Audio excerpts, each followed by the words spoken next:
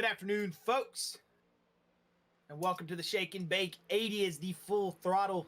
Next generation race cars going to make their way out to the racetrack here tonight for Daytona. It is going to be Logan Rhodes, who we're currently spectating, as he is going to go across, I want to say, to set his final lap of qualifying. As we'll see how these guys handle here tonight, the high banking. We know at Talladega earlier in the season we saw some single file racing. We know the package has been been messed with. These iRacing next gen cars, not necessarily all the way up to full capacity yet.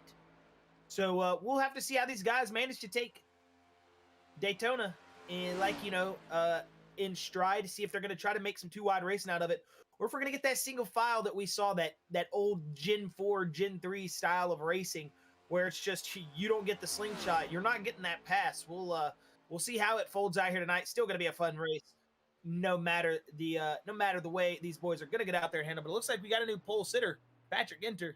He's going to be sitting in that P1. And Chris, it looks like Wolfpack doing what they've been doing here recently, setting themselves up in those pole positions. Yeah, I know earlier on in the week, or I want to say it was last week, David Salter having a conversation with him. He was saying he had a couple of setups that were just kind of sitting back in the back that he was waiting to let go. So it looks like that the Wolfpack guys, they do have that setup out and working, because we have three of them sitting in that top three right now.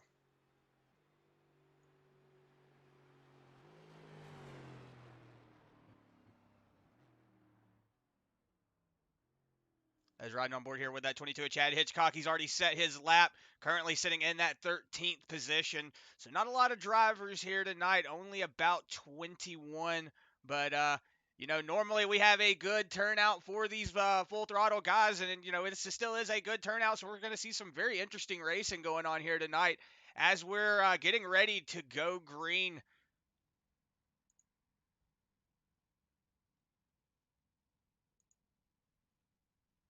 We've got 80 laps ahead of us here in just a moment. Looks like grid countdown time has been set to 3 minutes. So just give these drivers a couple more seconds here before they get gridded up. But as we get the race info up on the screen, 80 laps here tonight in the beautiful Daytona Beach, Daytona, Florida, as it will be 77 degrees out here, partly cloudy. No wind really tonight to worry about down the back straightaways. 79 degrees on the track, which track temperature, tires, really not a big factor here at a track like Daytona. But we are going to get the field starting to get gridded up here. As Chris, if you want to go ahead and hop on with some of our drivers here.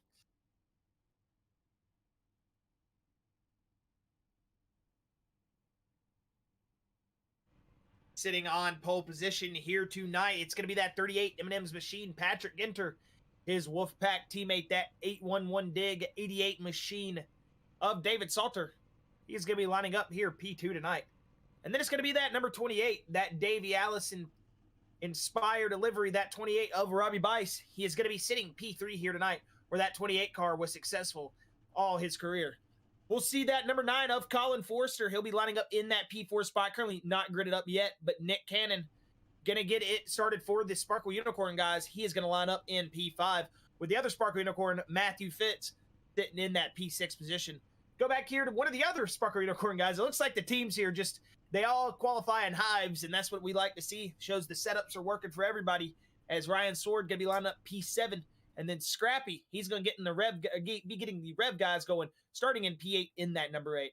Then his Rev teammate in that 23 machine of Jimmy Green, going to line up next to his other Rev teammate, that Ed DeBauer machine. Like I said, these teams qualify in hives, boys. As Josh Carver, one of the other Rev guys, he is going to be lining up in P11 here tonight. Casey Cullenbeck going to be lining up in that P12 position. Then we're going to be seeing Chad Hitchcock, who we're currently actually not seeing. He has not gridded up yet, but he is going to be gridding up 13th here tonight with Stan the Man Mayberry. He is going to be lining up in that P4 position, or P14 position, excuse me. Austin Rhodes going to be lining up in that P15 spot with that number 5 of Joshua Abbey lining up in P16. Then you're going to have Bradley Wilson lining up in that P17 spot. Last week's race winner, Clayton Kincart, going to be lining up in P18. Then you're going to see James Morgan in that 19 spot. Brian Hubble, in that 20th, and then William Brown. Going to round out the field. Currently not gridded up yet. There he is. Popped in the machine. Actually, that's James Morgan we're seeing right there. But William Brown going to be lining up in that 21st spot, and that will round out your field here for tonight. As looks like we should be getting to go into green here in just a moment. Get this field rolling here off of pit road.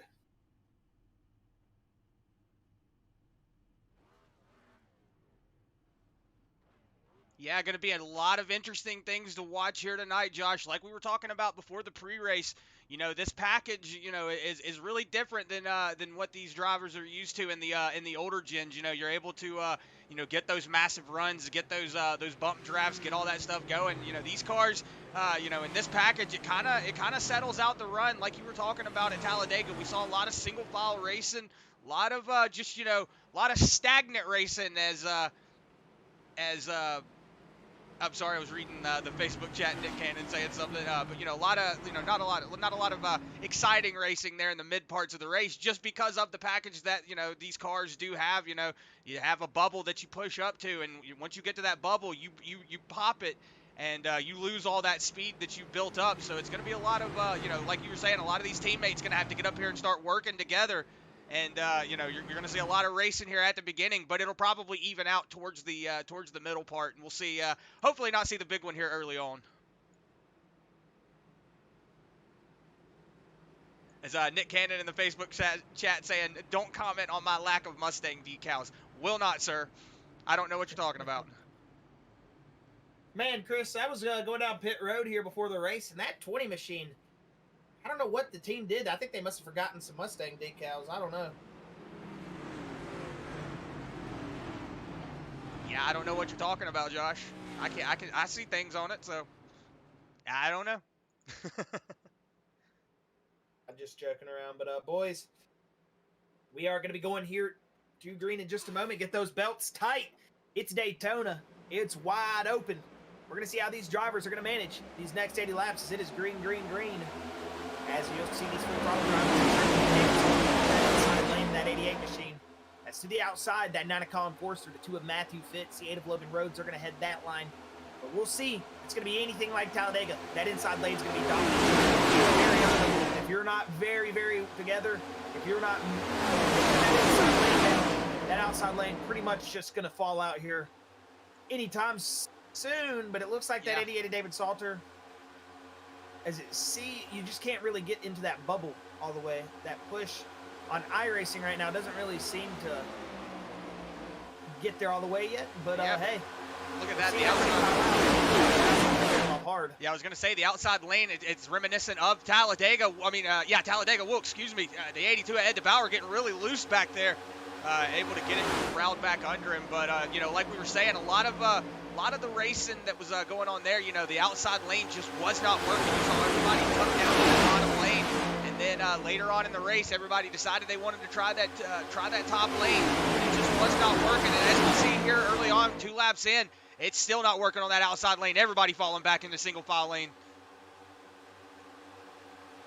Going back, Colin. I'm just going to be more interested to see if these guys are going to try to take that risk. I mean, we see that 43 of James Morgan, that 51 jump into the outside lane, but they're going to file back in. I mean, they know what to expect from Talladega. Now I just got to see really what are they going to do as the drivers. Are they going to take more risk? Are we going to see? I really don't know how to explain it, but just put more on the line, or are they just going to kind of sit back and hang out and do what we did at Talladega, just really race to that last section of the race. That's when they bring it up. That's usually what you're going to see I thought I heard somebody hitting a wall back there, but it's usually what you're going to see at a track like this. But with this package not able to really bump and get up there and work together as much, we're starting to see that single fileness already. But look at that 51 already to a big shove to that 43's back bumper. Yeah, you see the 51, Bradley Wilson, hey, he's won 6 races, so he knows his way to the front, trying to get that 43, James Morgan, to get the move on. Too. Yeah, they are moving up through the field. Maybe that is the play there. The 43 of James Morgan getting a really good bump from that 51. It's hard, unless they've done some tweaking to this aero package since I've drove it last, because it's been a couple months since I've of a next-gen car, but the last time me and you drove it, Chris, we were with a couple other guys. And was hard to get up there and run that bubble, run that tandem, you know, that get up there and get on the back bumper of somebody. You see 3 wide here already. James Morgan going to go to the middle of Josh Carver and Matthew Fitz. We're already starting to see some action here. We don't want to see too much action from these boys in the back. We don't want to get them slowed up. They're going to lose that main pack. They keep racing hard all race. But look at that. As you're saying it, they're already starting to gap a little bit. But we've got some 2 wide action here in the back of the field. As we're starting to see an outside lane form here, it's going to be that 43 of James Morgan. Josh Carver going to get up in between that Bradley Wilson machine and that 43 as that was the 48. Or excuse me, that is the 23 of Jimmy Green up there in front of him. As through turns 2, they're going to go down the back straightaway. We're starting to see that outside lane file up, though. Just, you know, like I was big into the wall. Josh Carver. Yeah, Carver into the wall. That was check that outside lane up big time. Yeah, you see Josh Carver just getting a little loose back there in that dirty air. Look at that. The 2 of Matthew Fitz all over the back bumper of the 43. There of James Morgan trying to push him up through there. James Morgan moving up through there. Whoa, Chad Hitchcock getting loose in front of Stan Mayberry. He's able to get it corralled back under, but we're going to go back up here in front and see what's going on here with a couple of the drivers up here. It looks like everybody's just still single file. Patrick Enter still in the lead. David Salter right behind him. Robbie Bice still tucking into that 3rd spot. So a lot of the drivers up here in the front still trying to drive single file, but we're going to go back here and check out what's going on. You see James Morgan getting a big, massive push there from the 2. Matthew Fitz. Matthew Fitz doing a good job moving his way up through the field as well. Excuse me, he's lost a little bit of Morgan. Yeah, he lost a couple of positions. Whoa, a little bit of looseness there from the 2 of Matthew Fitz. They're both loose. They are both loose. Woo-hoo. They were both getting a little bit of the wiggle bug right there. As it looks like that 43 of Morgan maybe got a little bit of rear end damage from maybe taking a big shot. That 3 of Josh Carver, big damage. As it looks like Jimmy Green fell back to pick up his teammate. So good job on Jimmy, man. We saw that that 3 machine take big damage to the wall. The 23 is going to pull back up to him and say, look, I'm going to try my best to get you back up here, and we're going to have to hope for a caution, buddy. But it's not going to play great for him right now. That 23 Looney Tunes machine doing the best he can to get one of the best dang Dale Earnhardt skins going up there on a Ford Mustang. Yeah, right now, looks like Chad Hitchcock's just pretty much got a good run going right now. He's still in front of that 68 Stan Mayberry, but you see both him and his teammate there, Matthew Fitz, getting onto that apron a little bit. Yeah, you see Chad Hitchcock just hitting that apron a little bit. That's having to check him up a little bit. But right now, that gap between him and that front pack, Josh, look at how much that front pack's got a gap between those guys back there. I just made a really good football joke. I don't know. I don't. Should I say it? It's not bad or anything. I just. Oh no! Whoa! 94 of Ryan Sword, big loose. And I guess I'm going to go ahead and say it. I can't mention it. Now I'm going to have everybody on edge. I was going to say, what does the 22 of Chad Hitchcock and the University of Kentucky both have in common right now? Well, they're both running middle of the pack. There's Matthew Fitz out of Salon. And that should bring out the caution. Sorry, Chad Hitchcock. I was going to make a University of Kentucky joke, but it's backfired on me because we got the 2 of Matthew Fitz around. Not sure what happened there from the 2. We saw he was getting loose behind that Morgan machine early, Chris. Looks like he just got on the apron. Oh, he got in too hot. He was pushing the 43 in. Darn near took the pack out because of it. Let's see. Come on, Matthew. What'd you do here, buddy? Oh, just big drive in. Car wiggled. It got loose. And I don't know if you haven't drove these next gen cars, you got to realize they're gripped up. They've got a lot of insane mechanical grip, but once you lose them, they are ridiculously hard to save. Way harder to save than our current gen cars. I mean, the steering boxes are way different on them, way different, steering setups. I mean, independent suspension, just a completely different all around feel of trying to save the race car. And it seems like right now that might have caught him out. You see right there, and then it just goes. There no really, warning, nothing. Gen 6 car would have gotten loose. He would have probably wiggled, got back in line, or got pushed to the outside lane right there. Something would have happened, and he would have been able to save it. But that to Matthew Fitz, really no warning besides the front end losing a little bit of grip as he goes down the track, and that rear just comes around on him. And that should probably put a cap on his night, competitiveness wise, but that too should be able to get out here and turn laps. But unfortunate for Matthew Fitz, man. Yeah. Good run here early. Yeah, we always have to say, man, Matthew, you always get the crap end of the stick, man. Dude, man, just feel bad for you, brother. Yes, sir. But I'll make my Kentucky joke now, as we'll watch the race off pit road. It looks like Ginter should get out in the front. Or no, they didn't pit. Excuse me. I just realized first through 6 did not pit. Yeah, so Nick Cannon won the race off of pit lane. Yes. Logan Rhodes is going to come out in 8th spot. Ed DeBauer in 9th. Bradley Wilson going to round out your top 10. William Brown, who's moved his way up from that last place position. Now he's sitting in that 11th spot. Clayton Kincart going to be in 12th position. Colin Forster in 13th. Austin Rhodes in 14th. James Morgan 15th. Joshua Abbey in 16th. Casey Collenbach is going to be in 17th. And I want to say Josh Carver, Jimmy Green coming out of pit lane right now. Maybe Josh Carver getting a little bit of that damage repair. And Jimmy hanging back just to, well, they did come in at pit lane same time. So maybe he did take a little bit of damage repair. Does look like him and Jimmy both took damage repair, both down pit lane, 1 minute and 8 seconds. So him and Jimmy Green both taking damage repair. And then Matthew Fitch, as you saw in that wreck just a minute ago, coming down pit lane now. Unfortunate for that 2 machine. And then I want to say also that 19 of Brian Hubel, he's been down pit lane the same amount of time. So maybe he might be having a little bit of issues. He's on his way out now. That 19 is, yeah, he might have gotten into a little bit of a tangle that we did not see. But the 19 of Brian Hubel on his way out right now. Well, if you want to see if that 19 has damage, go back to it. If you look at the left side of the race car, you can see how the discount tire is supposed to look on the quarter panel. And then when you look at the right side as it comes around here, you can tell that's not how the regular quarter panel is supposed to look. So definitely some big damage on that discount tire number 19. As you see the front right there as he comes off pit road. Unfortunate for these guys, man. That just happens here at super speedways, and it's one of those things at a super speedway. It's super demoralizing when you wreck the car in 10 minutes, well, about 10 minutes. In the first 10 minutes, 10 laps of the race, it can be demoralizing. It's just one of those things of why am I even out here anymore? But then you got the guys that are going to prevail on. They're going to, keep turning laps. Know that every single point matters, even if they're racing for the championship, or not, whether they realize it or not. Every lap matters, and it's good to see that repetition from these drivers.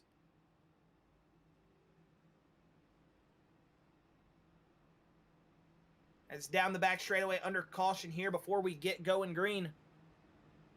At Daytona here for the Shake and Bake 80. 10 laps in so far, as we just saw Matthew Fitz bring out the caution with a single car wreck. Unfortunate for that number 2 machine. As you're going to see that Texaco Haviland 28 start on that second row. We'll see if he allows that 88 of David Salter to pull back to that inside lane. Which, if that was teamwork, I wouldn't be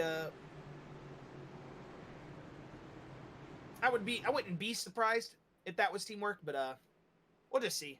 So we'll see if the 28, just got off to a bad restart that last time, or if he just, is letting the 88 of David Salter. Wouldn't be surprised if he was letting the 88 in. It looks like he's even hanging back just a little bit. Yeah, he's going to allow that 88 right in.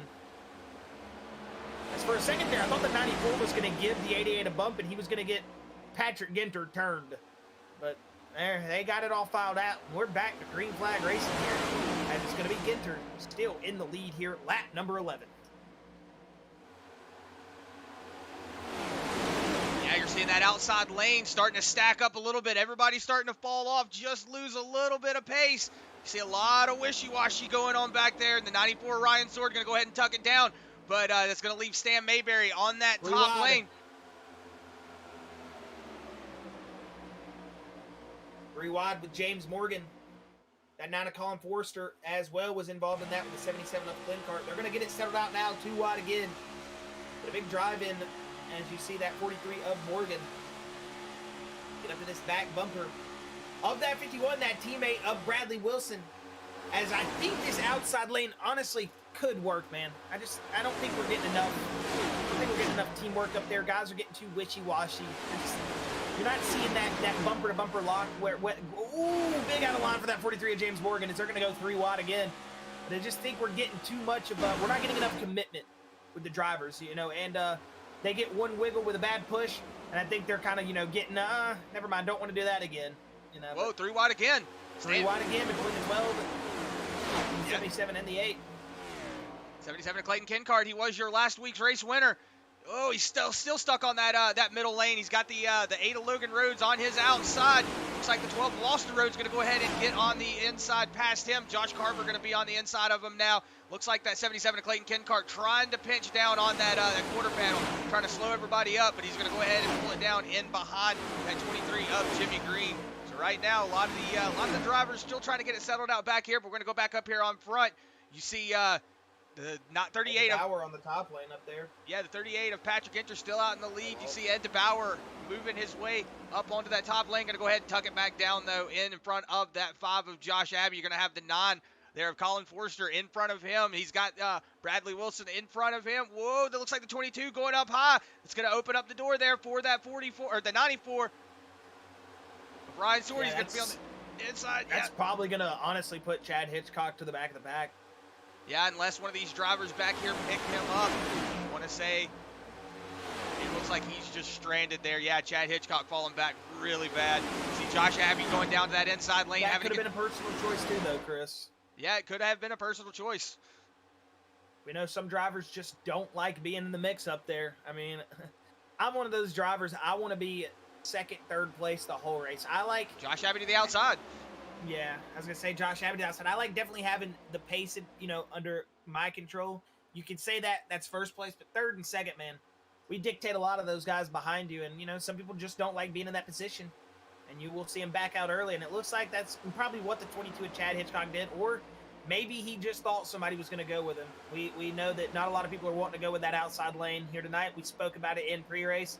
And it looks like it's coming to fortune here tonight. But, still some good racing up here. Lap number 16 it looks like we got a little bit of just that part of the race, excuse me, as these guys are just going to be, managing, trying to save the nose, keep the car clean, not get into any trouble right now. It's just kind of a Sunday cruise at this point. Yeah, right now, the thing that is on these drivers' minds is they just want to make it to that latter part of the race. A lot of the things with a super speedway track like Daytona, you can really mess your race up really early in the race. So it's one of those things where, if you get wrecked out, you kind of want to get wrecked out towards the end of the race. You want to make it through the whole, at least, 3/4 of the race before you get wrecked out. But whoa, look at that. The 94, Ryan Sword, has a little bit of reminiscence of that Chad Hitchcock. The 2 of Matthew Fitz get down there on that apron a little bit. Having to check himself up, but he's going to get it corrected underneath him. That's something you got to watch out for. Hitting that apron like that, you can really mess the car up. Messed yourself up too. It's good night nurse to get on that apron. Sometimes it'll get that race car Whoa. all sorts of out of whack. You say that, we're still seeing it, Chris. Might be something in the handling department. We do know. We saw one Sparkle Unicorn car go down tonight. And there could be something in that aero setup of the race car that's maybe not working in the dirty air right now that they didn't get under control in practice. It'll be interesting to see if any of these other Sparkle Unicorn guys are going to have handling issues here tonight. Yeah, we're seeing the Wolfpack guys though right now. Patrick Inter, David Salter, Robbie Weiss, all doing a good job up here in the lead. They're really just commanding the race right now up in the front. Look at that, Josh Abbey jumping out to the top lane. He's going to have the 9 of Colin Forster jump with him. 51 of Bradley Wilson also going to jump out. So it looks like we might be having a race here for the lead here before too long. Yeah, look at that. The outside lane starting to stack up, Josh. And look at that. 51 is pinching, man. That's what you got to see. You got to have that outside lane pinch. They got to work together here. These guys do not need to get out of whack. They're going to get a couple positions here. I honestly wouldn't be surprised if they just go back to the inside here. Yeah, Josh Abbey going ahead and tucking down to that inside lane. Oh, it looks like it was a late decision there from Bradley Wilson. Oh, he's going to... teammates. Yeah, Bradley Wilson looks like he might have had just a late commitment there. Decided he wanted to go down there and then was like, whoa, 3 wide. Bradley Wilson falling off really big. Big out of the pace. You just see what it is like. Oh, and that's the 43 into the wall. Morgan's going to get into the wall trying to get him screwed. Those look like the 43 got in too hard. I just saw a little bit of kiss of sparks off that rear end. So looks like the 43 should be good, but that 51, That just shows you get a little bit out of line. That's big trouble for you. Chris, I think I found where that rear bumper damage on the 43 came from. Is that 51's hood's barely creased up. So I think I found our culprit to that damage. Yeah, a little bit of a bump in there from that 51 to that 43. But right now that 38, whoa, you see 94, Ryan Sword getting really loose down there on the apron. Man, coming out of those turns, you got to be careful. If you take that corner to, get down in that little pocket in in turns 2 and 4, you can get really loose. Whoa, as you see the 88 of David Salter and that 811 dig machine looking really good out here in second place. So the first 3 currently sitting in their qualifying spot. So 1, 2, 3 hasn't moved anywhere. But you got that 20 of Nick Cannon, who's currently sitting behind Ryan Sword, getting ready to make a move. Well, speaking of 811 dig and not going anywhere, fans, you don't need to go anywhere, because here at lap number 20, the field single file, we're starting to get a little bit racy. We're going to throw into a 811 dig commercial break side by side. You will not miss the action, so don't go anywhere. We'll be right back with you. If recent storms have caused damage to your property, contact 811 before you begin your cleanup. Buried utilities around uprooted trees can make a bad situation worse if those lines are not located before digging. Electric, natural gas, and internet lines are everywhere, and knowing where they are is the safest way to start any digging project. Call North Carolina 811 by dialing 811 or by using single address ticket on nc811.org or the NC811 app. When do you plan on putting in that new fence we've been talking about since last summer? I guess I could start tomorrow.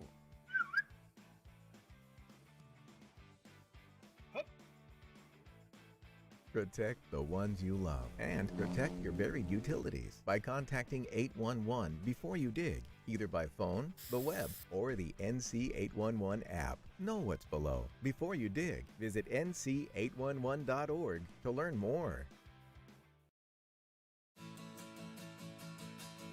This tree is going to look great here. Did you call 811 to protect your underground utilities? I can't wait to see these roses come up. Dig, dig, dig! Wait, we forgot to call 811. Before you dig, make sure you can. Call 811 to know what's below. It's up to all of us to protect the ones we love.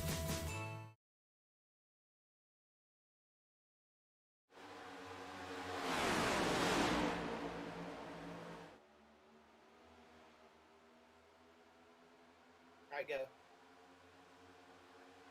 All right, and we welcome you back here to the Shake and Bake 80. Hope you enjoyed those words from our sponsors. Oh, Mayberry around!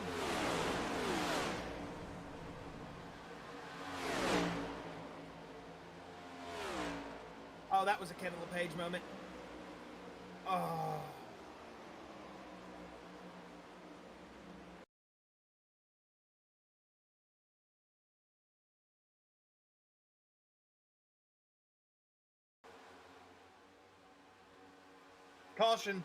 Caution's out. Did the 43 make contact with the 68 right there? Or did the 68 just get around? Oh. Well, let's see what happens here. 68's loose right there. He goes up the track. That opens the door for the 43. I mean, I would just call that really a racing incident. I mean, the 68 did get loose. Not sure if he got loose off of a push from the 43. Let's see.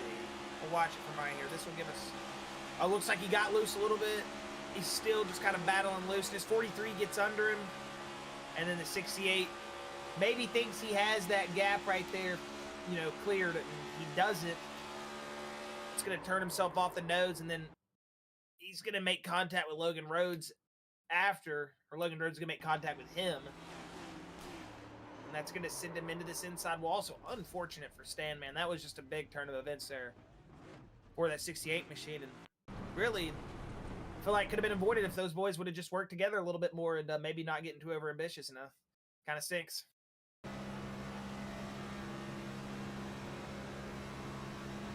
Yeah, it looks like you said, Josh, looks like he just got loose going, maybe getting a bit of an arrow push off of the corner. 100%.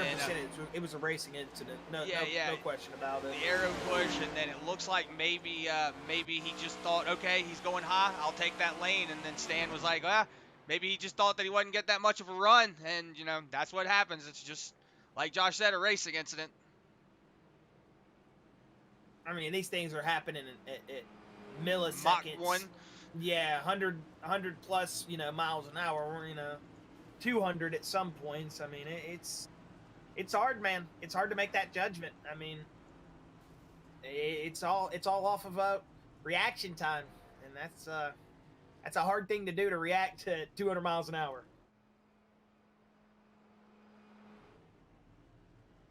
So it looks like just a gas and go there for that 43. Abbey gonna win the race off pit road, Chris. Yeah, it looks like maybe somebody, they just took right side tires only. I wouldn't have taken tires right there at all. Yeah, it looks like we've already had one caution of the night. I mean, we went about what, 10 laps, then we got a caution. So I would say, yeah, this is a smart move by these three guys. Track position's so key here. I mean, tires really are. I mean, they can be a factor. I mean, later in the run, it's not like they're on 60-lap-old tires. I mean, it came in at lap 25, ran a good little bit of laps under caution, and I think they made the right move here. Josh, Abbey, Bradley Wilson, James Morgan, they've just jumped the three guys that have controlled the pace of the race all race. It's going to be now interesting to see how Ginter and co are going to, race in that dirty air. The Wolfpack guys really haven't had to worry about it here tonight. Now they're going to have to worry about it and see how those cars handle it in this dirty air. I just want to point something out, though, Josh. Look at the look at who's up in the front, though. You got Josh, Abbey, Bradley Wilson, James Morgan, all teammates. Then you go to Patrick Ginter, who is Wolfpack, but then you've got Nick Cannon between him and Salter. And then between Salter and Robbie Bice, you've got Ed DeBauer and Austin Rhodes. So Wolfpack's been split up, so they're going to have to get back together if they're going to want to get this push back up to the front. I mean, that should, whenever they go back to the file, it should put David Salter behind Patrick. But Patrick's to the outside. Yes, but so Patrick's going to be on the outside. He's going to have the 20 of Nick Cannon, behind him, and then David Salter's going to be on the inside lane, and then Robbie Bice is going to be on the outside lane. So these guys are going to have to kind of manage.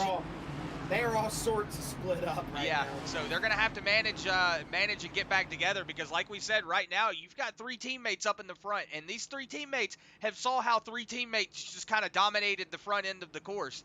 So maybe, front end of the race. So they're gonna probably, like you said, just use the track position and do what these guys have been doing up in front. Just hold on to that front position, because they see the outside lanes not working. Oh, Bradley, look at him throwing that thing. Getting it warmed up. And now I'm going to see if that 43 is going to do what Salter and co are doing and let him back in. Is he going to pull a Robbie Bice and let that 51 back in, or are these guys just going to fight for track position? I mean, it's just one of those things. Don't always got to help your teammate. I'm just trying to spice it up. Probably going to help him.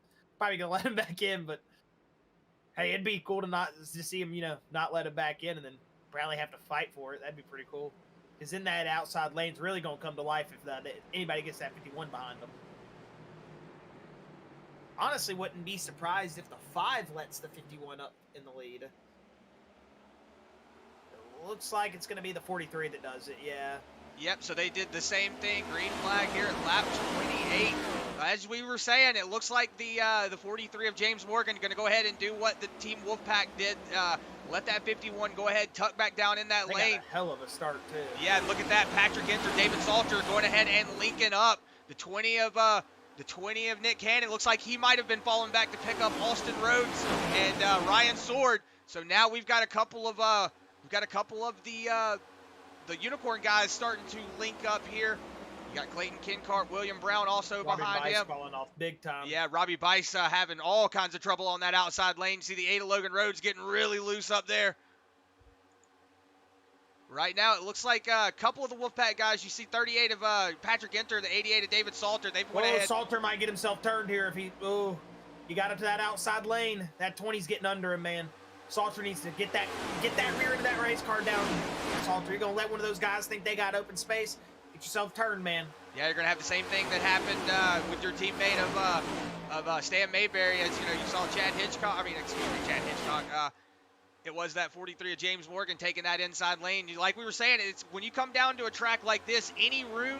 The famous Ayrton Senna quote always comes into mind here at a track like Daytona. Whenever a space gets opened up, you have to take it. If you no longer go for the gap, you're no longer a racing driver, Chris. That's every iRacing driver's mentality right there, man. If that tiny, tiny crease opens and you can barely fit a debit card into it, you best believe I'm shoving all four wheels of this race car in that gap.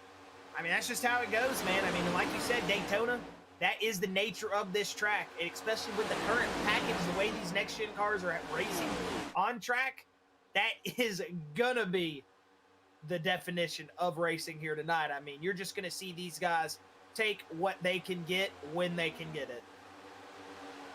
Yeah, it looks like Robbie Bice is now leading the pack in the back. He's got the 82 of Ed DeBauer on his back bumper. That is a Rev Esports guy. So he definitely has a person that he wants behind him pushing. Ed DeBauer, really good pusher.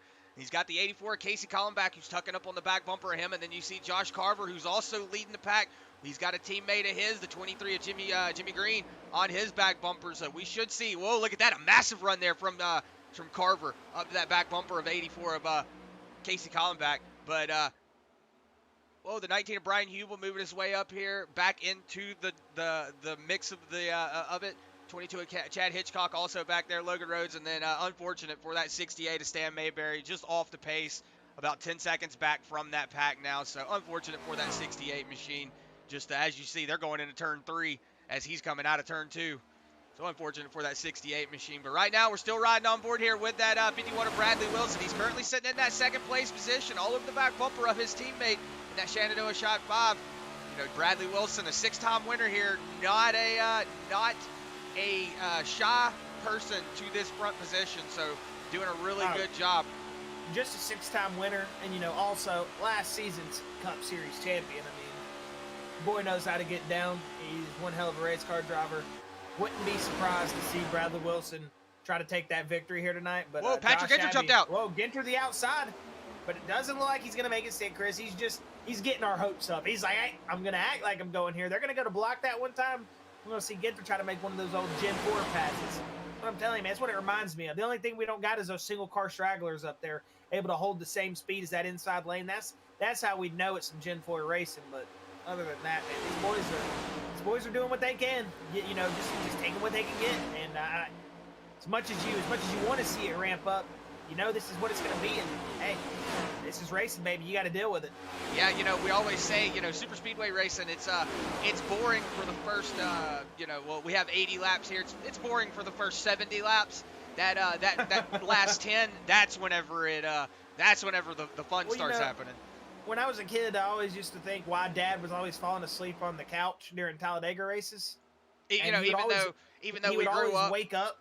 An hour away from Talladega, and that was our racetrack, that was our home track. Whoa, 38 of Patrick Ginter getting all kinds of sorts back there. But yeah, no, we were saying, that being our home track, you'd think it would be a little more excited, but no, he always fell asleep. Well, that's one of those things, he would always wake up towards the end of the race, and that's when he would watch it. 40, 50 laps ago, I remember he'd wake up and he'd always look at me and go, now the race has started. Like, all right, well, here we go. So, it's one of those. Speedway is definitely one of those things, man, that you got to get through the first 3 quarters of the race before the fun starts happening.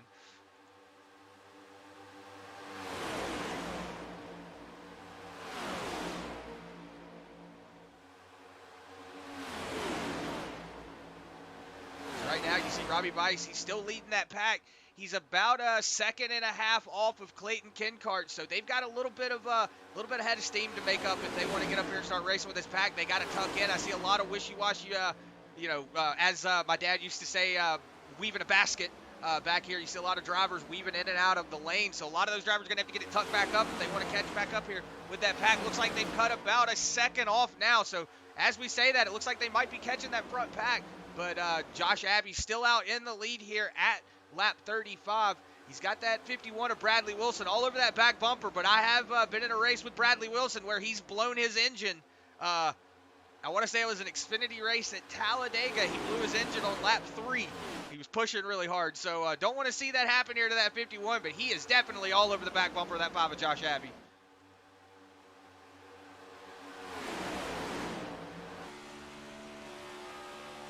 Yeah, it's here at lap 36. Just like you said, got to keep that nose getting some fresh air on it. Don't always want that dirty air. As you're just kind of hanging out here in the pack, just seeing what these boys are kind of experiencing. It's, like I said, one of those, just feels like you're kind of stuck in the interstate traffic all night as you see Bradley getting up to the back of the 5, giving him a big shove. That's what you want to do when you're stuck in interstate traffic sometimes, but you just see that rear end in front of you. You're trying to get past that race car, and all you can think is, man, what I would do to be past this car right now. That's why it feels like you're stuck in traffic sometimes. And, man, you're going to see these boys get wound up and want to start going here soon. Wouldn't be surprised if we see some outside lane attempts. I just don't see it working.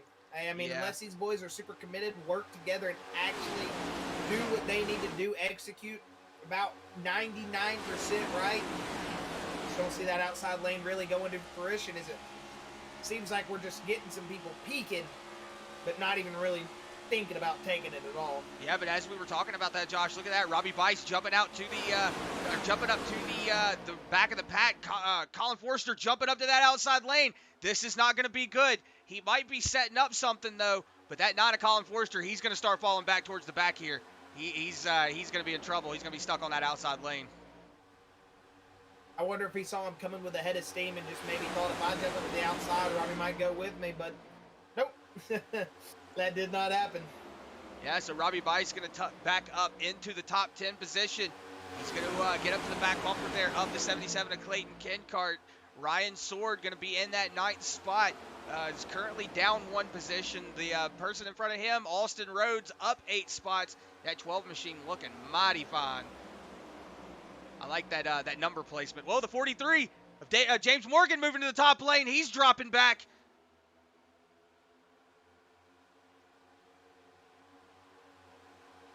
Whoa, 94 of Ryan Sword going.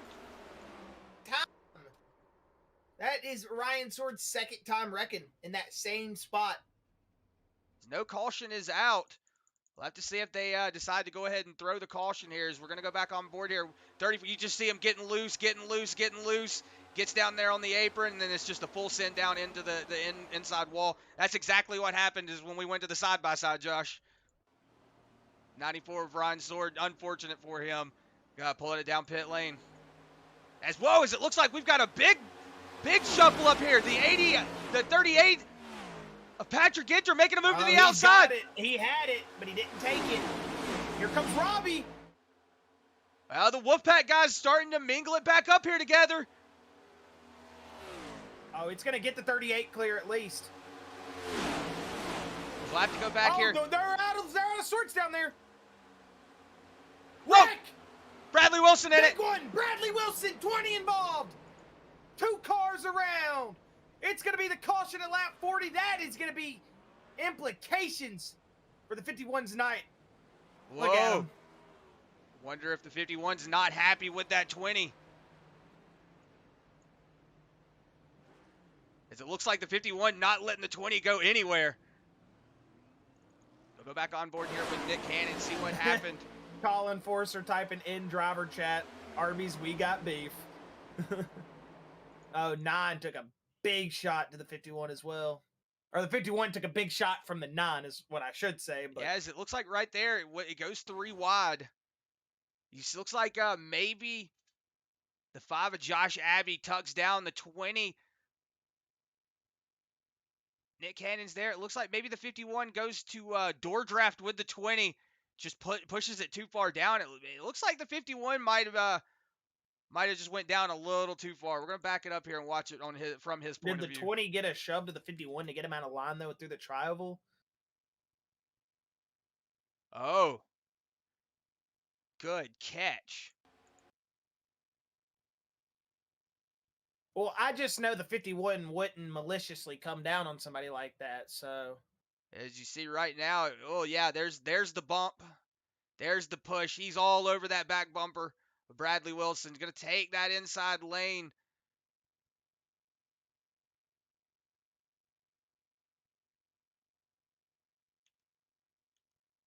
It's almost like I've been in this situation a million times, Chris, at Daytona. I knew exactly what happened to set that 51 up. I was just thinking, there's no way, unless we just know Robbie how Bice big the net code is. We know how big net code issue is in these cars. I mean, the 51 may not even have, realistically taken that big of a shot from the 20, and it could have just given him a little bit more of a bump than he anticipated. But still, the 20 did deliver a shot of the back bumper. And you see right there as he's getting unlinked, he's still touching him as he's getting loose. So that might have just what got the 51 even more looser than maybe what should have been. It's going to bring the caution out. Looks like everybody's down pit road, Chris.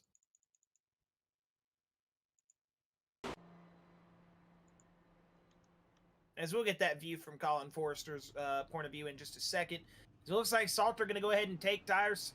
It looks like the 12 Austin Rhodes going to get out first. Look at that. We're going to have a big mix-up in the field here, Chris. Yeah, but it looks like the Wolfpack guys, they got out together, but they're falling all the way towards the back.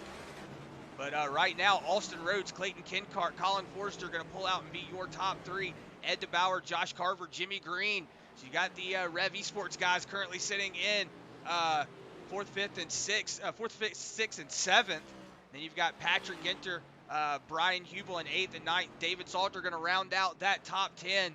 Josh Abbey going to be in that 11th spot. Robbie Bice in 12th. William Brown in 13th. Chad Hitchcock going to be in 14th. And Casey Kallenbach going to be in 15th. It looks like Nick Cannon still down pit lane.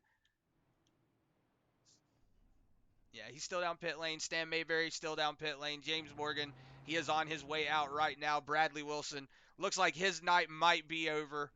Ryan Sword still down pit lane. And Matthew Fitz is also still down pit lane. So unfortunate for those guys. But it looks like Austin Rhodes is going to assume the lead here at lap 42. So we've got a new leader here. And a lot of shaking up going on as we'll go back and see if we can see what happened from that non-machine's point of view.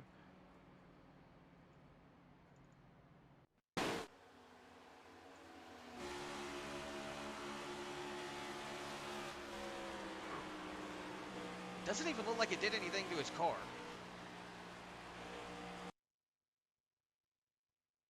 I don't understand why. I don't see your cautions. Yeah, it doesn't look like it did anything to that non-machine. Yeah, his car looks completely clean. Net code. I tell you. I mean, these cars are just so net cody. iRacing, please fix. Please. I love these cars. Please fix them. They race so darn good on the 1.5 miles. The intermediates, they race so good. Now fix them.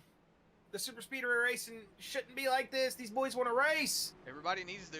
Are we going down the back stretch? We're going down the back stretch. We're down the back stretch, yeah. I'm an idiot. You know how many times coming out of freaking turn 2, right there, I've thought I'm gonna say right here. Oh, and here we go. I almost said it last caution. Pace car about to turn left, and I realized, oh wait, that's down the back straight away.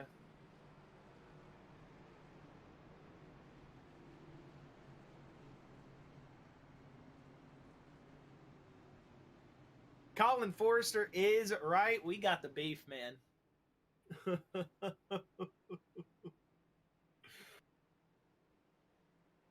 Ooh. I mean, oh.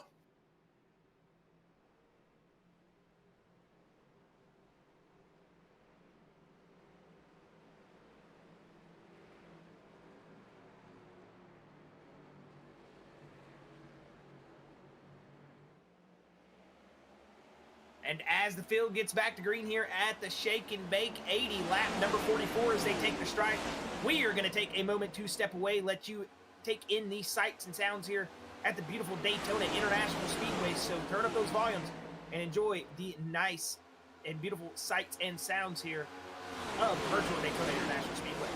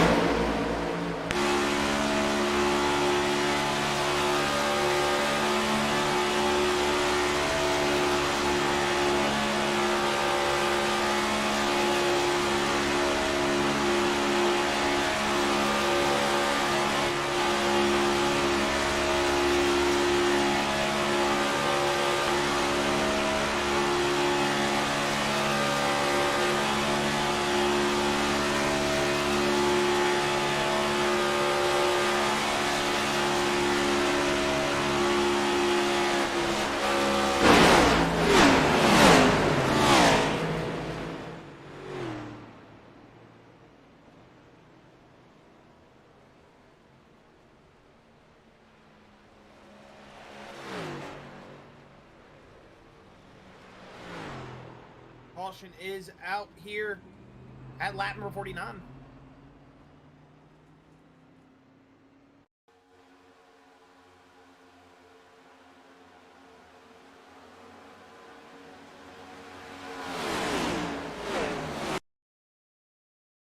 Looks like the 23 here, Jimmy Green, looks like he got a little loose and did pretty much what the Stan Mayberry machine did, wiggled up just a little bit. Actually, he's on that outside lane. Yeah, he's on that outside lane. It looks like Brian Hubel on the inside. Maybe Jimmy Green thought he was clear, goes on that inside lane, then cuts up. Oh, the 22. Chad Hitchcock. Oh, the 88 of David 88 Salter. of Salter's killed as well. Yeah, James Morgan, he just took it to the hauler. Says he disconnected an incoming packet loss, actually. So that kind of means that his game could have crashed or something like that.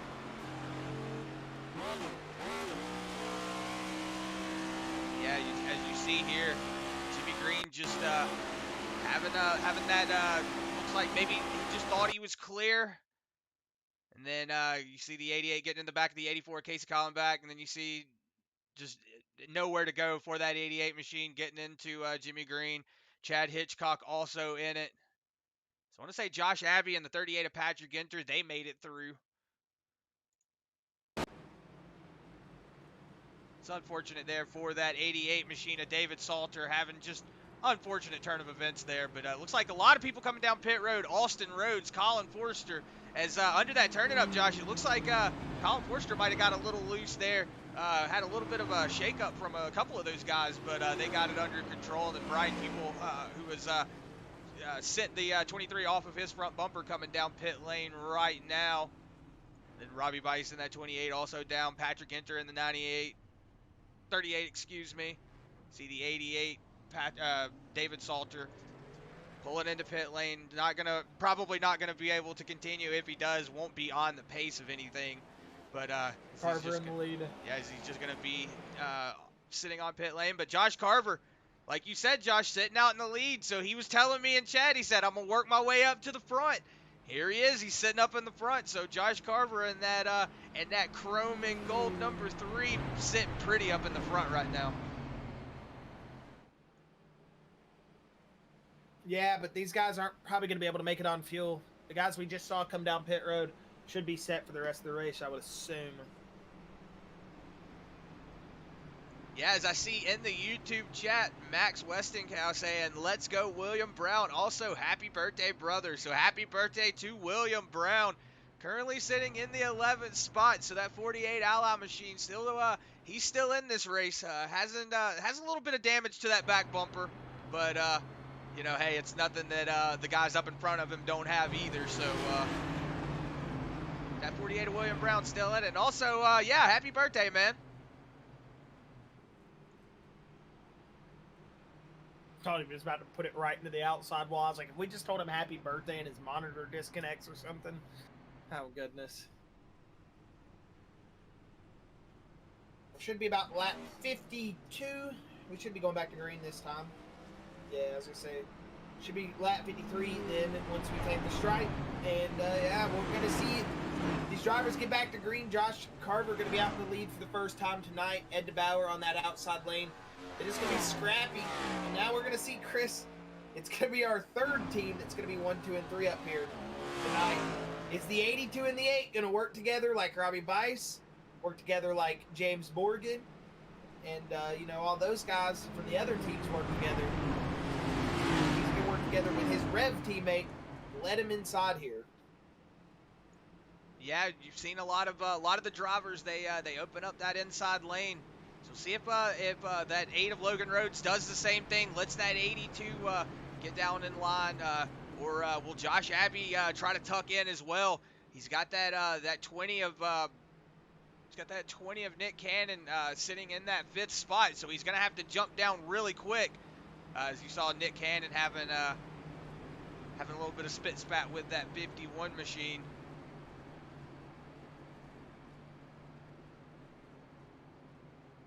You got the 68 of Stan Mayberry who has a little bit of damage on that car. We'll see if he'll be able to hang with the pack here. You got Patrick Ginter, who's moved his way back 6 positions, but he's currently sitting in that 7th spot, and Colin Forster in that 9 machine trying to hold on. But then you got Robbie Bice and Austin Rhodes in the 9th and 10th position. So we've still got a couple of drivers here who've got a couple of clean race cars. So we'll see how this front works out here before too long.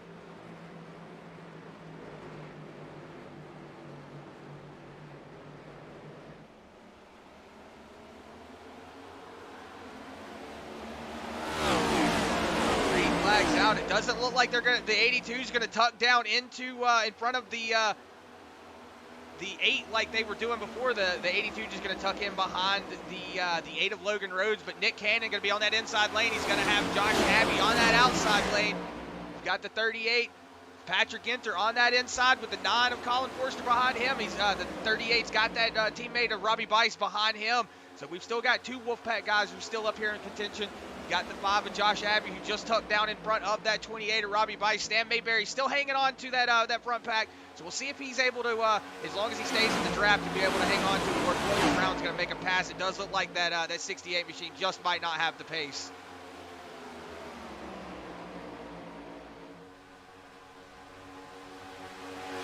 Right now, Josh Carver, Logan Rhodes, and Ed DeBauer, they are starting to get off to a little bit of a lead.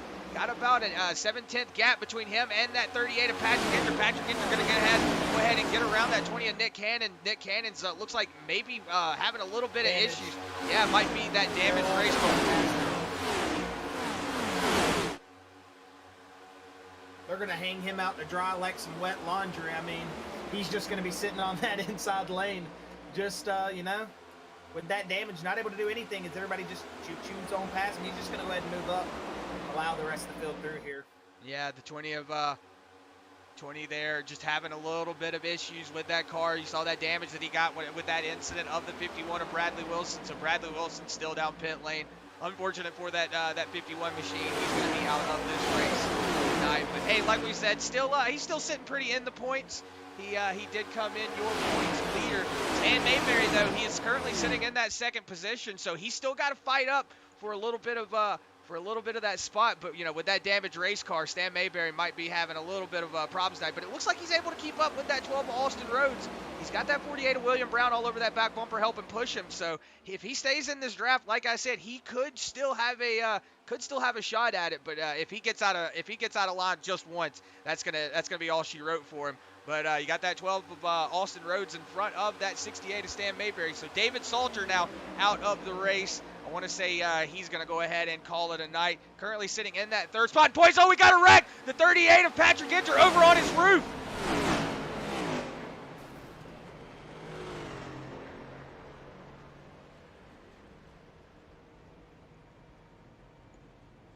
As you see him still sitting on the gas, wheels still turning. He's going to go ahead and just pull that car back down. It looks like Nick Cannon might have also been involved in that. I want to say Robbie Bice, it looks like he took a hard left turn trying to avoid everything. The 82 at Ed DeBauer also in it. Oh, I want to say Robbie Bice also involved in that. As it looks like the 38 just got a massive run up to that back bumper of the 82 of Ed DeBauer. He tries to take it to that outside lane. Oh, and it looks like maybe just netcode got him. You see the 38 doing his best Tony Hawk impersonation, doing a kickflip. He's going to do a what you would call a dark slide. The 38 over on his roof. Going to go back and watch it from that 28 of Robbie Bice's point of view. Oh, just nowhere to go for that 28 machine. You see the 82 hitting the wall there. I want to say it looks like it looks just pretty much like the Jimmy Green incident, Josh. Looks like 38, got a really big run. Looks like he tried to take that outside lane. Looks like he tried to get back down to like maybe, quarter panel, just kind of grab him and pull him back. And it just looks like the netcode kind of grabbed him. And then you see Robbie Bice just nowhere to go into that quarter panel of the 82. And the 28 going to take a ride down into the infield. the 38 M&M Skittle car that ends up on its roof almost every time at a super speedway. Whether it be real life or virtual, I think that's just a living tradition with that scheme and number. Sorry, I was listening to radio there that whole time, just listening to everybody really. That's a weird camera. Yeah, the gyro cam just not turning over. That's what it's supposed to do, but it just looks weird.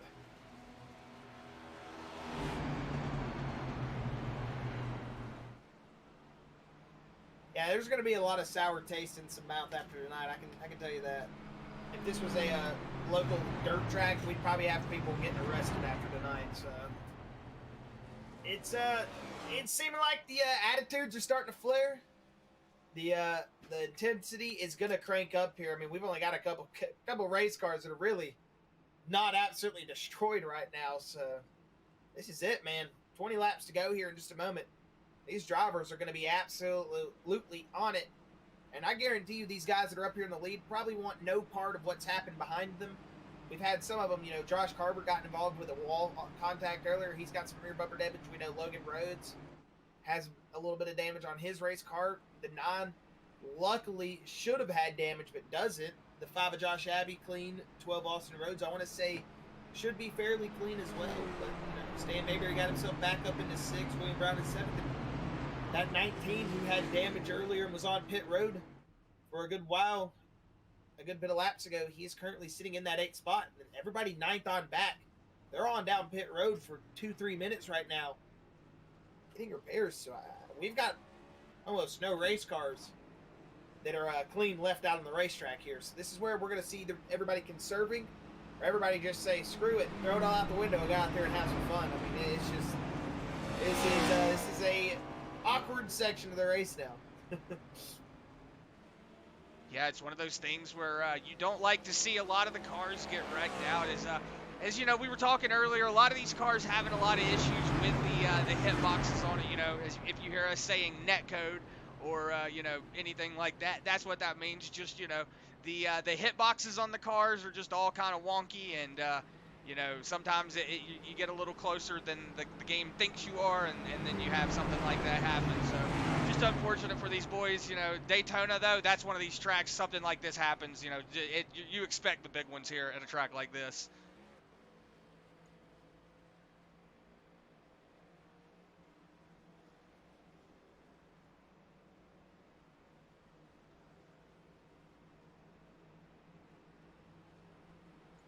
I just want to give a big shout out to everybody out there on that Facebook, on that YouTube page. Make sure to hit that like button. Make sure to hit the subscribe button on YouTube.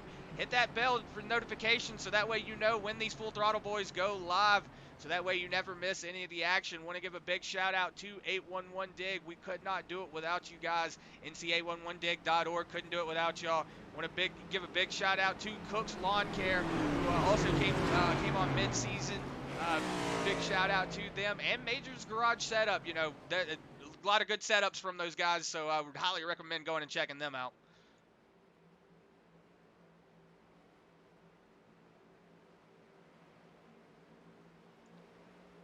And the pace car is off. We are only got about 9 cars now on the lead lap. Whoa, you see the 3 of Josh Carver taking a really big move up to that top lane.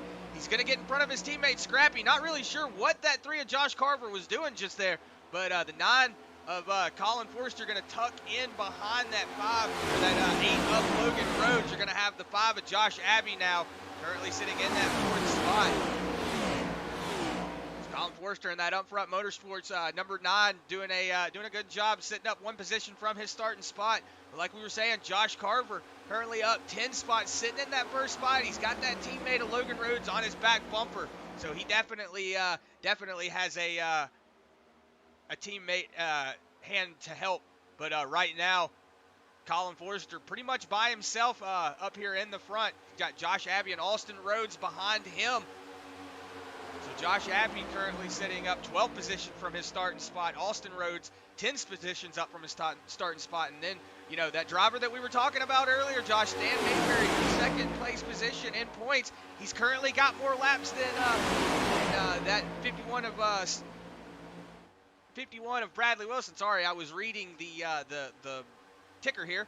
Thought I saw a wreck, but no, you got Stan Mayberry, who is currently still sitting out here in that sixth spot. So he is doing a good job hanging on with that damage, as we saw earlier. Not really being able to hang on with the pace of the cars, but you know, a lot of these cars now up in the front got damage. So he's kind of evened out the playing field for him. He's able to keep up with these boys.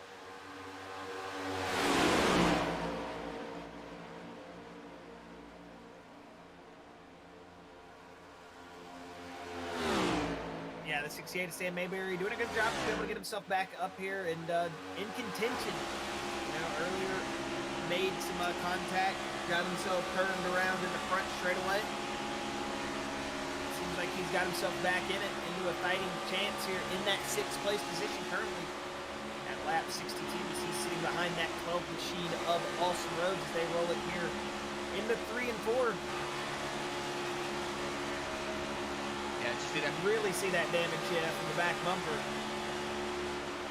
Yeah, I was going to say that front damage on that front bumper of that Stan Mayberry machine is really, really hurting him. But like we were saying, the cars up in front of him probably have the same damage as well. So you know, just kind of evening out that playing field. But right now, staying in that draft, as long as that 68 machine stays in the draft, he should be fine. But it's whenever he gets out on his own, that's when he's going to have a problem. But right now, everybody just kind of single filing it out. We've only got 18 laps to go, so get ready to start seeing these boys starting to put some moves on. Whoa, the 12 Logan Rhodes getting down onto the apron a little bit, getting a little wishy-washy. Stan Mayberry backing out just a little bit. Tried not to get involved in that. But right now, Josh Carver still hanging on to that lead. You know, he said, I'm going to work my way up through the field, and he is definitely not disappointed. We're sitting in that first spot, up 10 positions. So Josh Carver, no slouch when it comes to that first position as well. You know, we say Bradley Wilson, he's not unaccustomed to being up front. Neither is Josh Carver. Yeah, I was gonna say Carver was one of those guys, Chris, that was you know, a sneaky fast. We used to race with him, and it seems like that speed is starting to show here again. It's good to see Carver back in the flow of it, back on the rig after a long absence last season.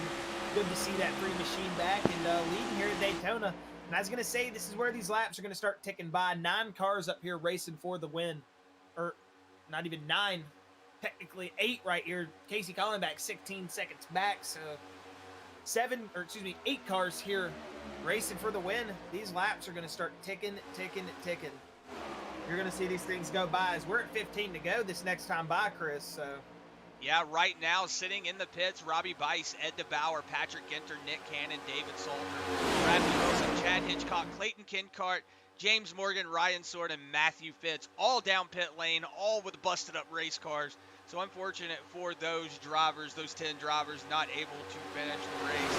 But, you know, like we were saying, we've got Jimmy Green, who is currently a couple of laps down, Casey Collenbach, who is still on the lead lap, but he is currently riding around behind that 23 machine coming out of turn 2. As we go back up here, see they're going through the tri-oval, so they're about half a track away from that 84 Casey Collenbach, so he should go a lap down here before too long. But right now, we've still got these 8 cars up here in this front pack. Anything could happen. You know, it's just going to come down to who's going to make the move. When is what driver is going to be the guy that makes that move? Bradley Wilson, oh, look at that. Bradley Wilson back out on the track. I just gotta give a clap for that 51 machine. Always mad respect for anybody that gets back out on the track after having a damaged race car and having stuff like that happen. Just have to give a big shout out to that 51 for getting back out there and turning laps. As we're getting to the final stages of this race, I think we're going to give the fans one more opportunity here to enjoy these sights and sounds. We'll throw to a short little loud pedal here. Let you enjoy some of these sights and sounds as we'll bring you back with about 10 to go here at the Shake and Bake 80. So enjoy this loud pedal.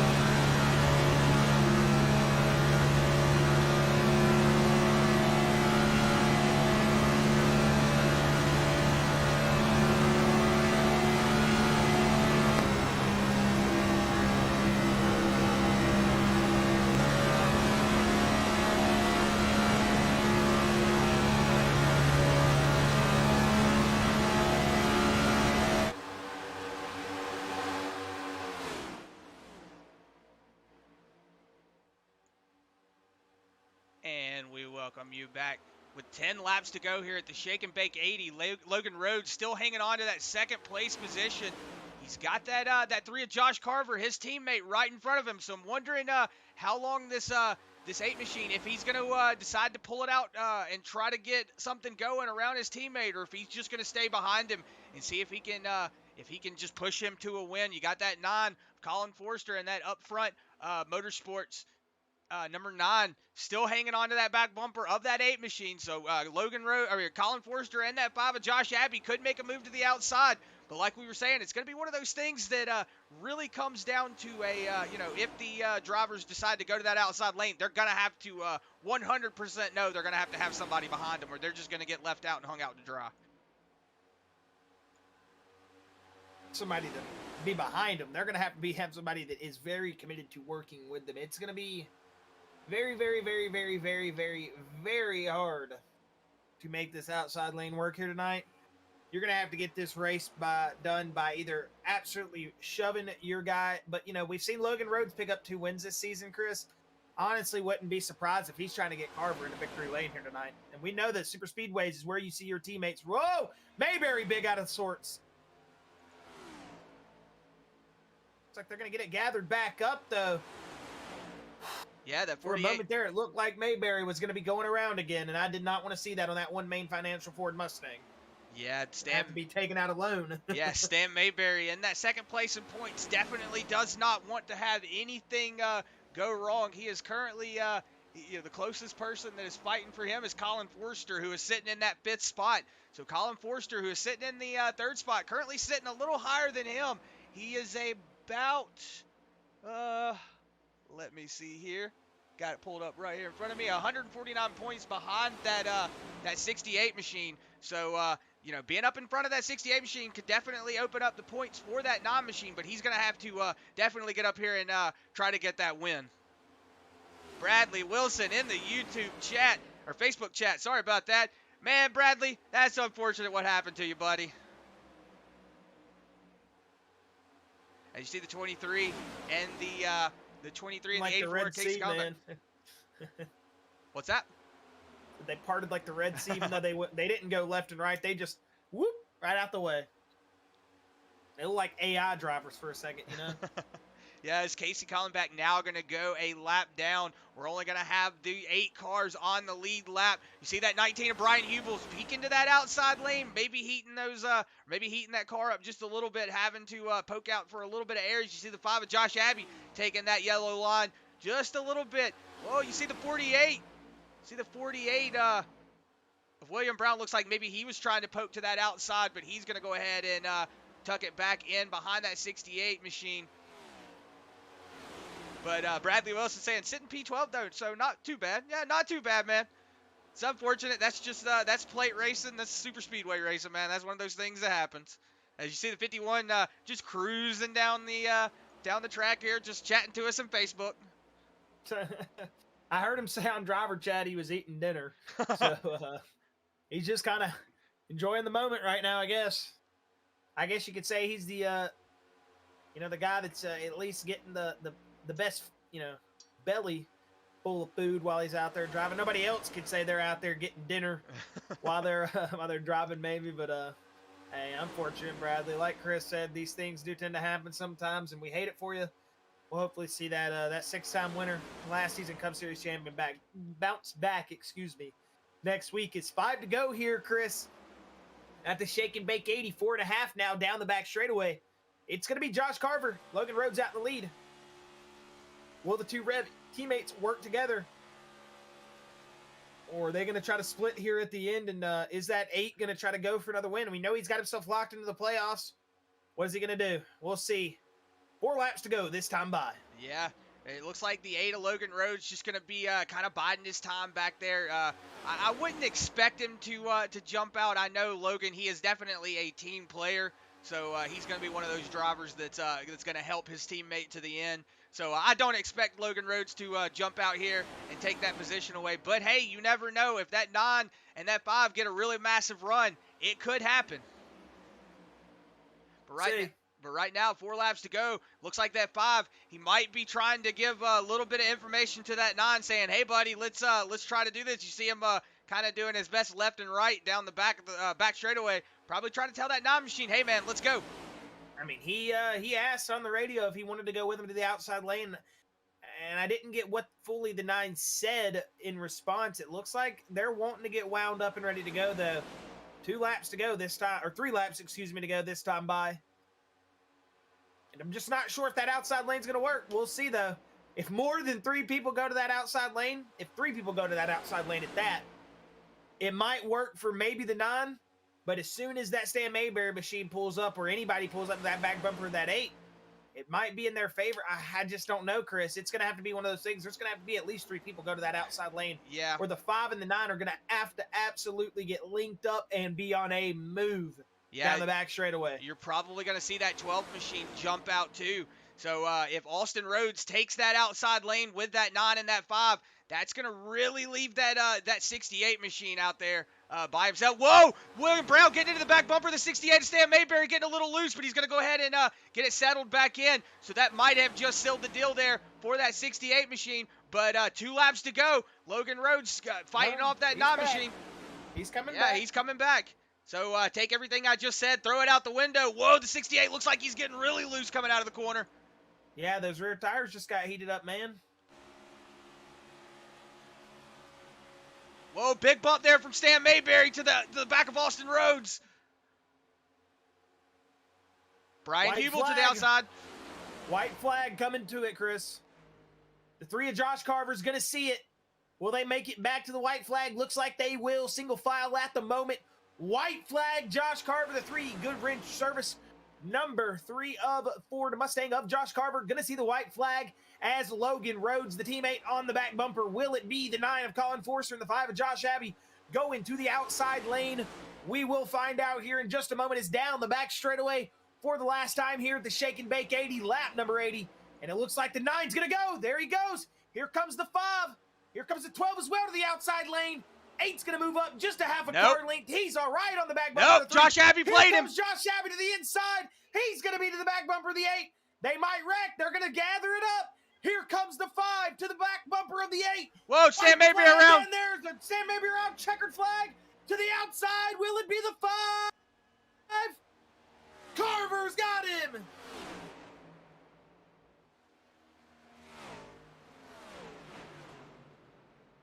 It was a Josh and Josh battle to the win, and it's going to be Carver.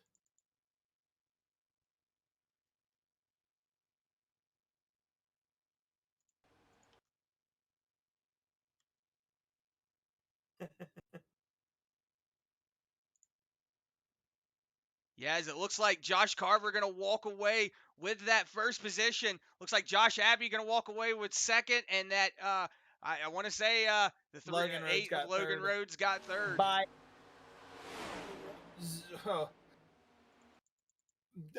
like a hair.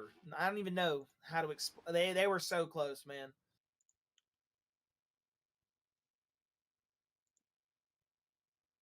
Yeah, by like maybe a front bumper. A fender's length. I mean, a long hair. I mean, either way, it's going to be Josh Carver picking up the win, man. And that was a good finish. It's a good finish.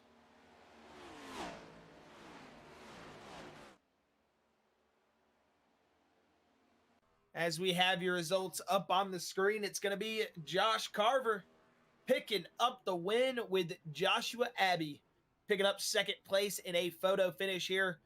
A great finish from these boys. It's going to be Logan Rhodes, that Rev Esports teammate, picking up third place with fourth place going to Colin Forster. Fifth going to go to Austin Rhodes with 6 going to Brian Hubel. Seventh going to go to Stan Mayberry. William Brown going to pick up 8th with Casey Collenbach in 9th. Jimmy Green going to be in 10th with Robbie Bice in 11th. Bradley Wilson finishing 12th. Chad Hitchcock 13th. Ed DeBauer 14th. Patrick Inter 15th. Nick Cannon 16th. David Salter going to finish 17th with James Morgan 18th. Clayton Kincart 19th. Ryan Sword 20th. And Matthew Fitz going to finish 21st as we're waiting on your drivers to get up here into Victory Circle. We'll have a word with Josh Carver and those drivers here in just a moment. But Chris, any final, words after that race or, Yeah. as we saw, just a good finish there. Yeah, a big shout out to that 3 machine. Like he told me in chat. I'll quote him. He said, I got the gold chrome paint for tonight. I'm going to the front for airtime. So he definitely got the airtime, definitely got the win. So good on that 3 machine of Josh Carver, battling back after a lot of adversity this season. And then, just a big shout out to Josh Abbey for trying to make that move. He kind of played that 9 of Colin Forrester. He was going to go to the outside whenever that 9 went to the outside. He tucked it back in, took it to the inside. So it was a really crazy play there for that 5 of Josh Abbey, though. Yeah, it was a good move from Josh Abbey. It got him into second place. It's going to secure him some more points on the season. But as we said, it was one of those super speedway finishes, man. It was just awesome to see boys get out there and really dig in that last lap. Looks like we do have all of our drivers ready, Chris. So we're going to go ahead and get these post-race interviews underway as we'll get Josh Carver up into the booth. Josh Carver, Chris and Josh up here in the Full Throttle booth, buddy. How are you doing, man? We're in the playoffs, baby. I was points and I needed that win and I got it. You said you were going to go to the front for airtime. You didn't say anything about winning this dang thing, Josh. And hell, you went out there in that the gold wrap number 3 machine. It seemed like early it wasn't going to be your night with a little bit of wall contact, and then Jimmy held back there. It seemed like stayed with you, kept you up there in the run, and then other than that, later on in the race, you're able to claw back. Carver, hell of a job, man, on that comeback, and we saw you as low as 20th tonight. You're sitting in victory lane here tonight with win number 1 on the season. Bet it feels damn good to be back on that podium, and especially taking that champagne in first. You got that right. But I got to say, I got the best team in the league, because every one of my guys, every single one of them helped me tonight to get where I am right now and get that win tonight. Somewhere in that race, they helped me right there. That was wild. I couldn't have done it without Scrappy there at the end.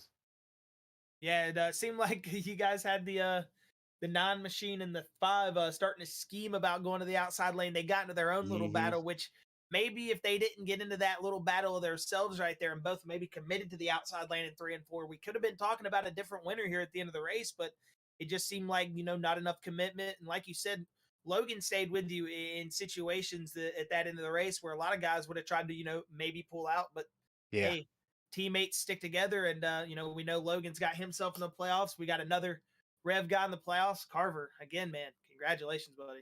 Thank you. I appreciate it. I do. No, I knew Abbey, and he's a really good racer, and I knew when he would make his move.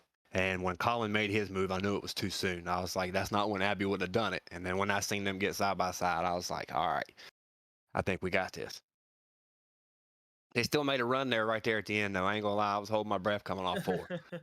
Yeah, it was about a fender's gap. I mean, it was a 1/10 of a gap, so about a fender, a bumper of a gap right there. Good photo finish for second place for sure. Abbey, or third place, Forrester and Rhodes, man, they were right there. That was a good finish though. And hey, silly Ray, like you said, man, they gave you all the run on the back on the outside, but we saw the adversity all night. It seems like it's been the theme of the season for the Rev guys, just adversity. I mean, having to battle back through really unfortunate circumstances, and tonight you guys prevailed and you did it, and in style, man. Not only are you rocking the Earnhardt scheme, you did it Earnhardt style, getting damage early, finding your way back up into victory lane.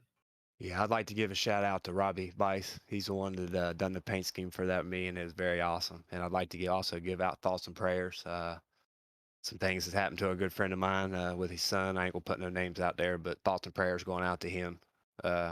Also want to thank all my Rev guys again, and thank you what y'all do up here in the booth. It's awesome. Dream came true tonight. I'm happy. Got to thank my wife on this for supporting me with everything. Yeah, Carver, it's good to see you back up here in victory lane, man. And well, hey, we're excited to see what we're gonna see you get yourself into next Sunday, and again at Charlotte, road course, right? Yeah, road course, Roval. So that's why I felt like I needed to win tonight, because I'll try to run tomorrow, or next Sunday, but I don't think it's gonna be too pretty. I won't run no pretty paint scheme. Yeah, man. Well, Carver, again, congratulations, buddy. Yes, sir. Y'all have a good one. Yes, sir. We'll be seeing you next week at Charlotte Roval, man. Yes, sir. Yes, y'all have a good one. All right, and that was Josh Carver. Going to go ahead and bring up Joshua Abbey now for that second place finisher. Joshua Abbey, Chris, and Josh up here in the booth. You got a copy, buddy? Yes, sir, I do. How's it going, fellas? Going good, man. Well, it seemed like tonight was another one of those nights with the next gen cars where that outside lane not very live unless you were very, very committed, and it seemed like we just really didn't have that commitment. Other than you, the 51 and the 43, and all you guys making y'all's way through the field there, it seemed like y'all were starting to get some groove there, but unfortunate for Bradley, all the other guys taken out in that wreck that were, starting to really try to make that outside lane work. Seemed like after that, though, you were able to sit there and work your way around Colin. I heard you calling out, if anybody wanted to go to the outside lane or anything like that. And, I saw where Colin made his move, and then you went under him. So you got yourself set up for third place and got yourself really set up there. I mean, if maybe just a Talladega, style finish line, you could have made yourself into victory lane here tonight. But Josh, just got to say, man, for these next gen cars, not able to make that outside lane work, as well as some of these guys not able to make that outside lane work that well. You did a hell of a job to get yourself up there in second place, and one good run there on the white flag. Yeah, you really got to have a good tandem and a good pusher, pretty much, make that outside line work and just hold tight and try to side draft the guys below you. And if it works, it works. But like y'all watched all night, this package is really rough. And if you can't get an outside going, there's just no point. So that last lap, I was kind of wondering what we were going to do. And, about 5 laps to go, just kind of weaving it out just to kill some time, honestly, because I knew we were just going to stay single file there. I knew when Colin went on the backstretch, I went with him. Austin went behind me as well. And I thought to myself, I think we went too early and we're just going to die out, or at least I won't have a chance at a podium. So I went ahead, took my momentum, went underneath him, kept my momentum going to where once I cleared him, I was able to shoot up and side draft Logan and take second place. I mean, I'll take what I can get. I mean, I'd love to have gotten a W, but like I said, just the way this package is, man, you got to take what you can get on the super speedway races. Oh yeah, we were definitely saying that earlier, man. It seems like you're going to see, even if that little bit slight door is going to open, you're going to see those drivers take it anytime, and you did that. I mean, that's exactly what I think anybody in that situation would have done. I mean, it was a smart move. You saw it was too early in your head, and that that quick little short period of time, you were able to put the pieces together. And not a lot of drivers have that mentality. Not a lot of drivers can have that. I guess you could say street smarts about you've been around the block a couple of times on the racetrack, so oh yeah, you definitely know what it took to get it done here. And hey, you capitalized on what could have been a 4th, 5th place finisher tonight, and you picked up second, man. And I gotta say, Abby, every week you're starting to impress us more and more, man. That 5 machine really starting to come alive here in this later half of the season. Yeah, it's kind of the perfect timing. Mid-season, we're starting to try to show the speed.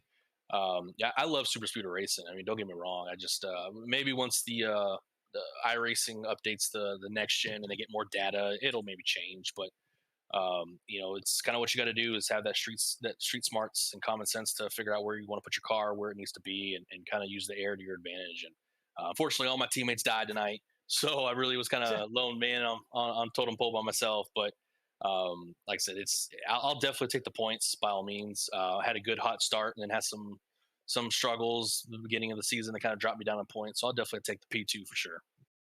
Heck yeah, Josh. It was good to see you pick up that P2 here tonight. Granted, the circumstances of the racing on the track, but hey, we'll see you come back next week at Charlotte Roval. And if you've got any final thoughts, words, or anything before we let you go here tonight, buddy, you're more than welcome to go ahead and throw them out there. Yeah, man. I got to thank my teammates, even though, like I said, they weren't able to be there at the end, but definitely in Shadow Shine Racing, Clayton and Lee and Brad, we work as hard as we can to make these cars fast, and the results speak for themselves. The ShenandoahShine.co, go online, get you some great iRacing merch, great merch in general. Elite Performance Industries, get you some great sets. Team Conti just signed with EPI, so next week they're going to start. Actually, this past week they started providing some sets for the EPI consumers. But then 79 Graphics put beautiful wraps on my cars every single time, so I give them a shout out for sure. Quest Tech Precision, Primetime Sports Talk, martinsports906.com. You guys put on a hell of a broadcast each week. Robbie for putting on the league. 811 for sponsoring the league. And at the end of the day, I got to thank the wife. Happy wife, happy life. She lets me do this. Love her to death. Heck yeah, Josh. Well, hey, we'll be seeing you next week at the Charlotte Roval, buddy. And again, congratulations on P2 here tonight. Go celebrate and enjoy the rest of your week, man. Absolutely. Talk to y'all next week, hopefully. Yes, sir. All right, and that was Josh from Abbey, second place. Going to go ahead and bring in our final podium finisher here tonight. Logan Rhodes, have a word with Scrappy here. Logan Rhodes, Christopher, and Josh up here in the booth. You got a copy, buddy? Get your boys, come on. Hey, man, you finished P3 here tonight. You did a great job, got to say, there in the late run with helping Carver get up there, pick up that win. We know you have the wins on the season, and we saw that great teamwork come in from the Rev boys there. And, not get too ahead of ourselves, but excellent race from you all night. We saw some earlier, adversity. But Logan, just take us through those, those after the adversity, a little bit of damage maybe, and take us through that and how you had to work your way back up through there. We saw y'all pick up some late speed with the package right there, or the drafting, and that was good to see you boys really control the pace of the race. And again, congratulations on that podium finisher tonight. Yeah, thank you, man. Hey, good to hear you back. Thank you. But yeah, we caught a caution there, and we brought it in. Or no, I'm sorry, we stayed out and saved fuel, and that got us the track position we needed. And then I knew when I got to Carver's bumper, it was on. We come in, that was the whole mission tonight. We had to get Carver a win, and we completed it. I couldn't be more proud of the guys. Heck yeah, man. It's always nice when you go in with a game plan and you come out with that exact game plan completed. It's just so awesome feeling. And it's what he was saying. He said he wanted to get that playoff berth, and we knew you had the 2 wins on the season. And I said it earlier when I saw you guys get linked up. I even said it on stream. I said, this is where it's going to be. It's either going to be Logan absolutely just taking Josh up to the front and them not moving away from that, or somebody's going to have to just really try to get past them, or they're going to have to race each other. That's the only way they're going to break up that tandem right there. I mean, you and Carver always seem to work very well together. It seems like all you Rev guys on these super speedway tracks just really know how to get, bumper to bumper, really work together. And tonight that prevailed. Y'all got first, y'all got third, and Logan, got to say, even though, you missed out on that second place right there just by a little bit on Abbey, still an excellent job to pick up P3 here tonight with the circumstances. Yeah. Yeah, I'm sorry, I was reading. Oh no, you're good, buddy. We put in a lot of work. We actually met Carver back on NASCAR Heat over on the PlayStation, doing some plate track racing. So this is kind of in our wheelhouse. We know how to get around here. We know how to push each other. And like you said, there's the ultimate satisfaction when you come in with a game plan, you execute, and you come away with exactly what you planned for. Heck yeah, man. Well, it's always good to hear that you and the boys, that's always the best thing when it's the boys, sticking with the friends from NASCAR Heat, Forza, there's so many different games that people come from all on the platform, and it's good to hear that, not only are y'all, teammates on the track, the friends out on the outside of the racetrack. It's always cool to hear those little stories there. But Logan, just got to say again, big congratulations to you, buddy. And if you've got any final thoughts, words, shout outs, anything you want to let go before we let you get out of here tonight, you're more than welcome to go ahead and get them out or let them go.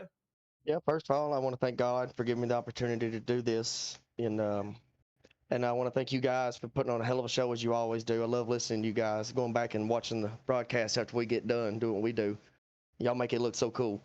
I want to thank all Full Throttle, NC 811, Call Before You Dig, Cook's Lawn Care, Majors, and of course, I want to thank the boys at Rev. I also want to thank my beautiful, wonderful girlfriend, Ashley. She lets me do this on Sunday nights and don't get too mad at me, so I love you. Appreciate that.